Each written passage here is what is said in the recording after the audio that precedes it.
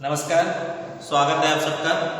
आज हम आपके गद्य विभाग से यानी कि पाठ विभाग से तीसरा जो पाठ है निंदा रस, हरिशंकर परसाई जी का लिखा हुआ ये व्यंग्य साहित्यकार यानी कि व्यंग्य रचना है। थोड़ा सा हंसने का मौका मिला तो हंसिए, समझ में आ गया तो, वरना इस पाठ को 2-3 बार पढ़ेंगे तो आपको हंसी जरूर आ जाएगी। तो यहाँ पर देखते हैं लेखक परिचय। तो सुप्रसिद्ध हास्य व्यंग्य साहित्यकार हरिशंकर परसाई जी का जन्म मध्य प्रदेश के होशंगाबाद नामक एक शहर में 22 अगस्त 1924 में हुआ था, यानी कि 22 अगस्त 1924 में इनका जन्म मध्य प्रदेश के होशंगाबाद नामक जिले में आने वाली जमानी नामक गांव में, जमानी नामक गांव में इनका जन्म हुआ था। प्रारंभ से लेकर स्नातक यानी कि डिग्री तक की पढ़ाई इन्होंने मध्य प्रदेश में ही की। उसके बाद नागपुर विश्वविद्यालय से हिंदी में एमए की उपाधि प्राप्त की। देखिए यहाँ पे मैं स्पष्ट रूप से कहना चाहता हूँ कि बहुत सारे साहित्यकार अन्य भाषा से हिंदी में आए हैं, लेकिन ये एक ऐसे साहित्यकार हैं जो इन्होंने हिंदी में ही स्नातकोत्तर यानी कि एमए की उपाधि पाई। उसके बाद रचना साहित्य में आए। आपने खंडवा में 6 साल 6 महीने तक अध्ययन कार्य किया था, यानी कि वहां पर रहकर अध्ययन कार्य किया। उसके बाद सन 1941 से लेकर 43 तक यानी कि 1941 से लेकर 43 तक 2 साल जबलपुर में स्पेस ट्रेनिंग कॉलेज में शिक्षण कार्य के तौर पर यानी कि शिक्षा देने के कार्य पर जुट गए। आप अध्यापन कार्य में भी कुशल थे।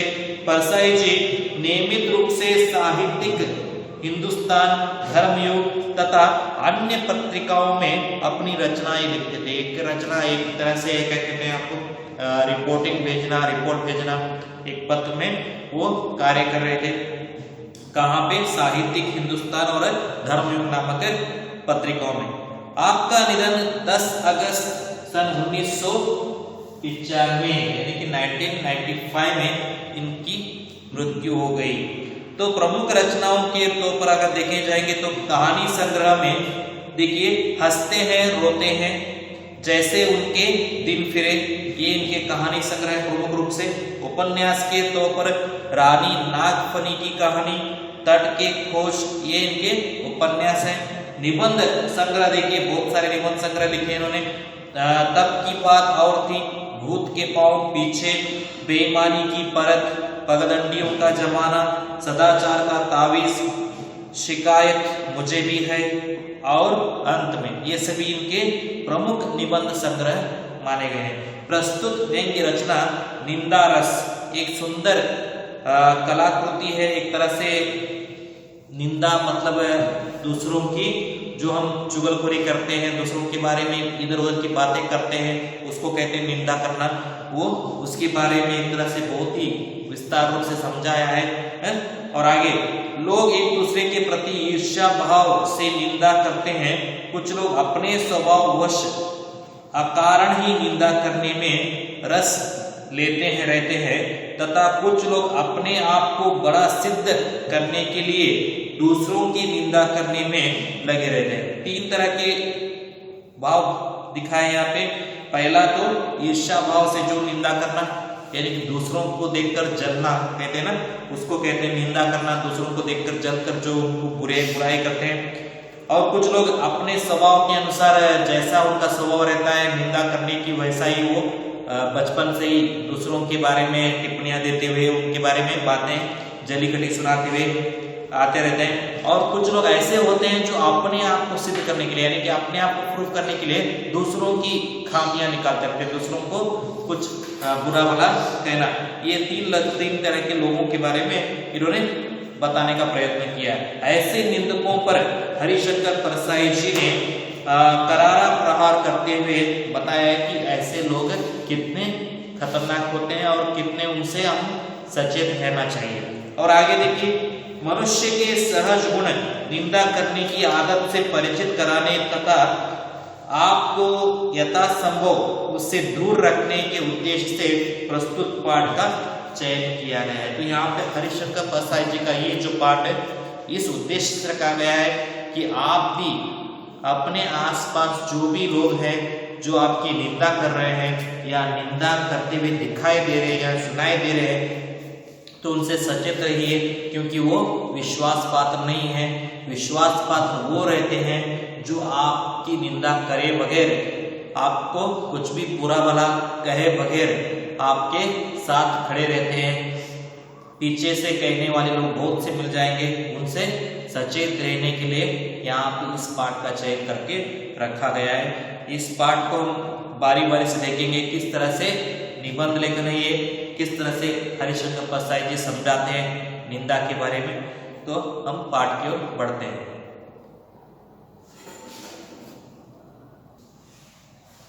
तो देखिए यहाँ पे पाठ किस तरह से शुरू होता है। हरिशंकर परसाई जी दो पात्रों को लेकर यहाँ पे उनका नाम नहीं बता रहे हैं। एक पात्र जो है उसका क कह के नामकरण किया है उन्होंने, उसका नाम नहीं लिया है, उनका मित्र है।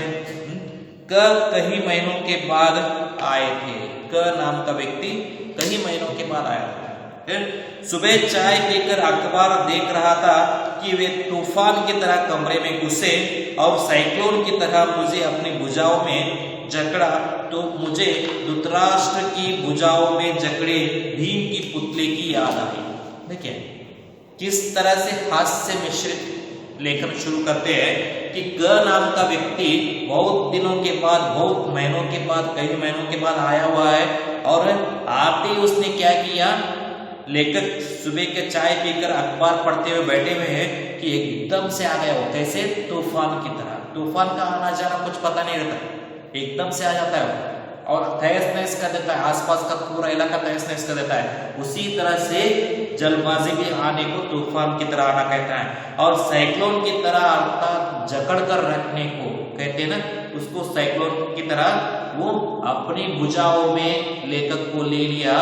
तो लेखक को किसकी याद आई? धृतराष्ट्र की। जब धृतराष्ट्र के सभी पुत्रों का वध करके भीम विजय, यानी कि पांडवों समेत भीम सभी विजय हो गए थे, उस वक्त धृतराष्ट्र अपने दुख में, गम में भीम को मारने की एक फिराद में उसको जकड़ना चाहते थे अपनी भुजाओं में, क्योंकि धृतराष्ट्र इतने शक्तिशाली थे कि उनकी भुजाओं में कोई भी आ जाए तो वो मृत हो जाता। इतने शक्तिशाली थे, लेकिन अंधे होने के कारण उनको दूर रखा गया था, उनको एक तरह से तिरस्कार भाव से देखा गया था। लेकिन यहाँ पे अपने पुत्र 100 पुत्रों को खोने के बाद, अंत में जब दुर्योधन को खोने के बाद उनकी पीड़ा इतनी हो गई कि वो भीम को मारने का संकल्प करते हैं और उसको प्यार से बुलाकर आह्वान देते हैं कि उनके आलिंगन में आ जाए। आलिंगन यानी कि गले मिल जाए।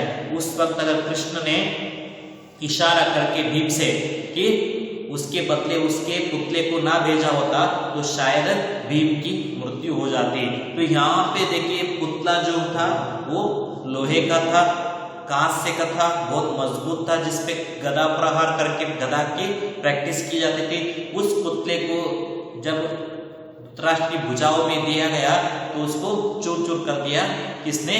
धृतराष्ट्र ने। तो उसकी जकड़न जो है, भुजाओं की जो जकड़न है, वो जकड़न यहाँ पे लेखक को महसूस हुई जब उनका मित्र, क नाम का मित्र उनको गले लगाता है। यह धृतराष्ट्र की जकड़ थी, मतलब उसी तरह का जकड़न था, मजबूत वाला। अंधे धृतराष्ट्र ने टटोलते हुए पूछा, कहाँ है भीम? आ बेटा, तुझे कलेजे से लगा लो। किस तरह से धृतराष्ट्र ने भीम को बुलाया था कि कहाँ है भीम, मैं तुम्हें गले लगाना चाहता हूँ, उसी तरह से ये मेरे पास आया होगा शायद। और भीम का पुतला उनकी पकड़ में आ गया तो उन्होंने प्राणघाती स्नेह से जकड़कर चूर चूर कर दिया। जब भीम का पुतला उनके पाँव में आ गया तो उन्होंने बहुत उतना कसकर उसको दबाकर चूर चूर कर दिया, मानो उन्होंने भीम को ही मार दिया हो। ऐसे मौके पर हम अक्सर अपने पुतले को ही अंकवार में दे देते हैं। जब किसी अनचाहे व्यक्ति जो आपको पसंद नहीं है, ऐसा कोई व्यक्ति आकर आपको गले लगाता है तो आप उसको पूर्ण मन से गले नहीं लगाते, और उस वक्त आपका मन कहीं और रहता है, सिर्फ शरीर ही उनके साथ गले मिलता है। तो यहाँ पर भी लेखक ने भी अपने पुतला अर्थात अपने शरीर को उतना ही उसके सामने समर्पण कर दिया, लेकिन आत्मा से उससे गले नहीं लगाए। हम अलग खड़े देखते रहते हैं, अर्थात लेखक भी अलग खड़े होकर देखते रहे। क से क्या गले मिला, क्या मैं गले मिला, क्या मुझे उसने समेट कर गले से लगा लिया? हरगिज नहीं। क ने क्या किया, क से मैं गले मिला, क ने क्या मुझे एक तरह से प्यार से आलिंगन किया? नहीं, हरगिज नहीं। मैंने अपना पुतला ही उसे दिया। लेखक क्या कह रहे हैं, उन्होंने अपना पुतला यानी कि सिर्फ देह को उतना ही उसको सौंपा, मन से उसको गले नहीं लगाया।